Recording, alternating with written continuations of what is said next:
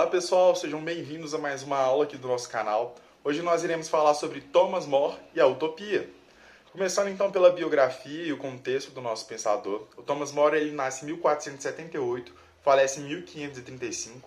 Ele é um humanista inglês, então o humanista é aquele que está tentando renascer os valores humanos, a valorização do ser humano. Por certo tempo ele vai estudar grego em Oxford, mas vai ser dissuadido a deixar esse curso. Ele vai flertar ali com a ordem dos cartuchos, que era uma ordem ali, que buscava um ascetismo da vida social, viver de forma mais eremita, mais isolada. Todavia, ele não vai aderir por completo. Há relatos que ele vai fazer várias ações que esse grupo fazia, porém ele não adere por completo à ordem e, por fim, acaba se tornando advogado, tal como seu pai. Nesse período, a Inglaterra vive um contraste gigantesco de pobreza, riqueza, criminalidade e corrupção.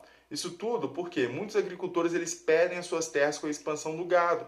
Não sabendo trabalhar em outras funções e com baixas oportunidades de emprego, a criminalidade cresce aqui no contexto inglês e é isso que o Thomas More está observando.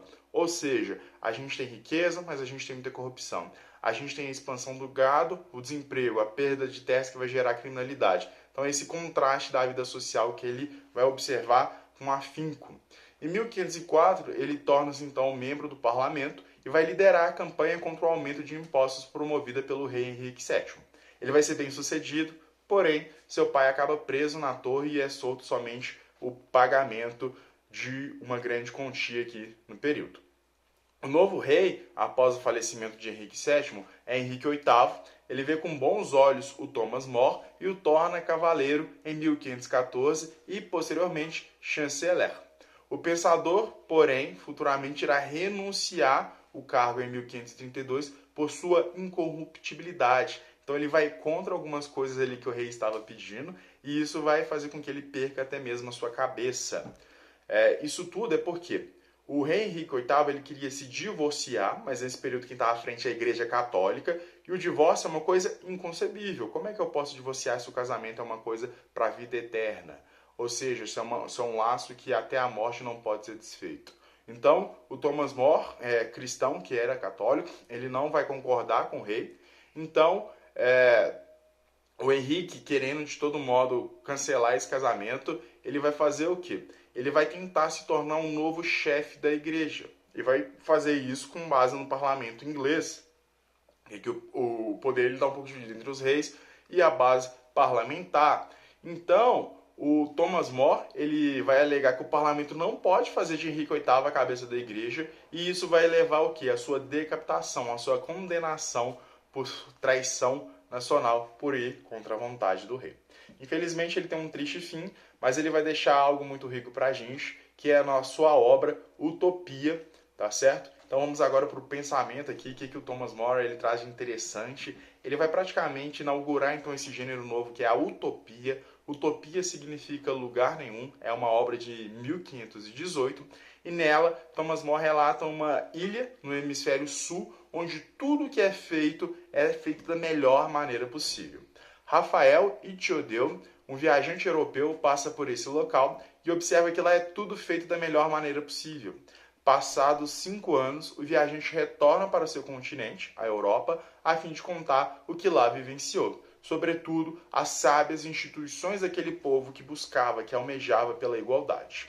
Em Utopia, então, o que vai se destacar? O fato de ser tudo comum a todos. Ou seja, a defesa de que o bem público não pode florescer onde há propriedade privada.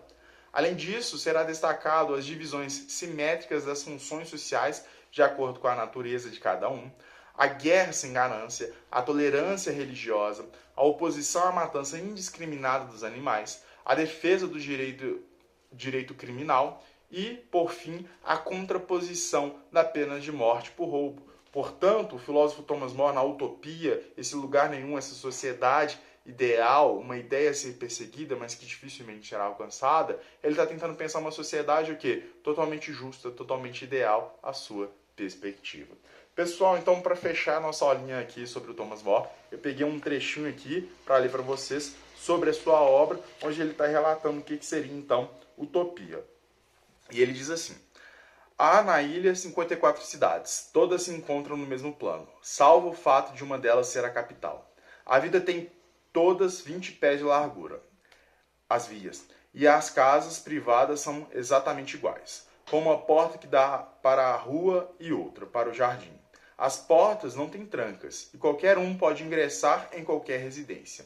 Os telhados são planos. A cada 10 anos, as pessoas trocam de casa, ao que parece, para evitar qualquer sentimento de posse. No campo, há fazendas. Em cada uma delas vivem não menos do que 40 pessoas, incluindo 2 escravos. Cada terreno encontra sob o domínio de um senhor e uma senhoria, ambos velhos e sábios. Os pintinhos não são chocados por galinhas, mas por incubadoras. Todos vestem da mesma forma, havendo apenas uma diferença entre os trajes dos homens e mulheres, e dos casados e solteiros. As moradas não mudam jamais. Além disso, nenhuma distinção é feita entre roupas de verão e roupas de inverno. No trabalho, usa-se couro ou pele. Um paletó durará 7 anos. Ao fim do expediente, o trabalhador veste uma capa de lã sobre o uniforme. Todas as capas são iguais e ostentam a cor natural da lã. Cada família produz as suas próprias roupas. Todos, tanto os homens quanto as mulheres, trabalham 6 horas por dia, 3 antes do jantar e 3 depois. Todos vão para a cama às 8 e dormem 8 horas. Lições são ministradas ao amanhecer, às quais as multidões comparecem, mesmo não sendo compulsórias, após a ceia. 1 hora é dedicada à recreação. 6 horas de expediente bastam, porque não há nem preguiçosos, nem trabalho inútil. Conosco, diz-se mulheres, sacerdotes, ricos, servos e pedintes, nada fazem de muito útil. E, em virtude da existência dos ricos, muito esforço é gasto na produção de luxos desnecessários. Tudo isso poderia ser evitado em utopia. Então aqui, o Thomas More está trazendo para a gente o quê? Uma sociedade completamente justa, uma sociedade ideal, onde todos teriam a mesma função, onde tudo seria comum a todos. Isso geraria a paz, isso geraria o bem-estar social. E aí, pessoal, o que vocês acharam da utopia, esse lugar nenhum, essa sociedade ideal? Será que um dia a gente vai alcançar algo que seja ideal, mais próximo do que a gente compreende como justiça, igualdade, fraternidade, igualdade, que são os valores aqui da Revolução Francesa? Será que essa sociedade que o Thomas More pensa aqui, que ele está tentando fugir desse domínio, onde há esse contraste que eu falei para vocês do contexto inglês, será que é possível tal sociedade ou só nos resta sonhar com ela? Muito obrigado por sua atenção, espero que a aula tenha ficado clara. Nos encontramos na próxima aula. Obrigado.